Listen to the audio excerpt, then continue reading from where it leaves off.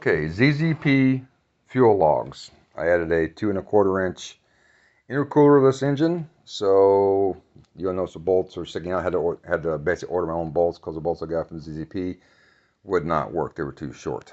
So even when I think they sent me the wrong bolts for like an inch intercooler, I went to 2 1/4. Okay, anyway, let's get back to the fuel rails or logs. So you got your fuel logs. Let me get the light here on this. Sorry, it's dark. All right.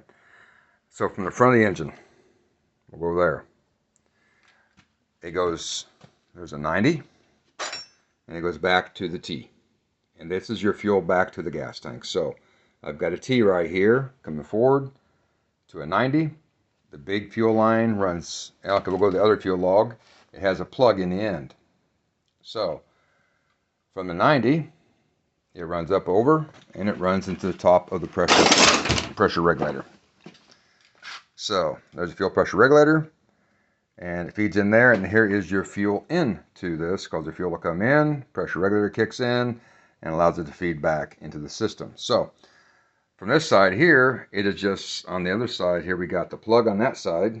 This is just a nipple. And let's see if we can see it. Oh, there it is. And of course, it's got the fuel line that's got a 90 on it.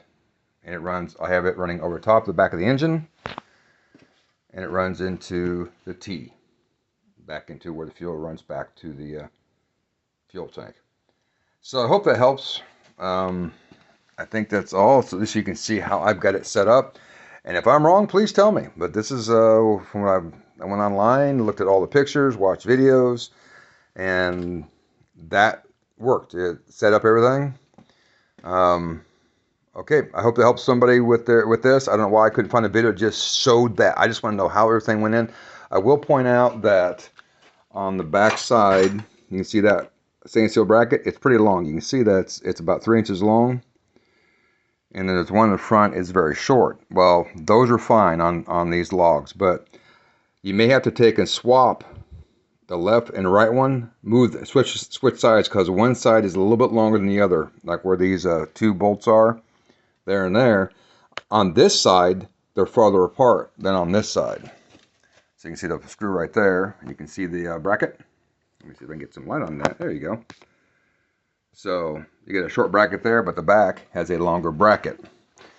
And you may have to swap those brackets. So that one's kind of hard to see, but it's back there. So I had to swap the brackets out on mine, put the longer one on that side. And I guess there was some guy said that ZZP had some at the factory, was putting them on the wrong side.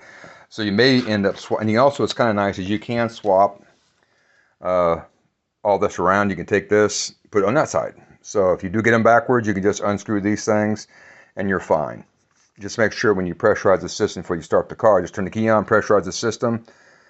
Make sure you haven't got any leaks. Always check for leaks. I know I get everything nice and tight. I still may run this underneath here some way or another.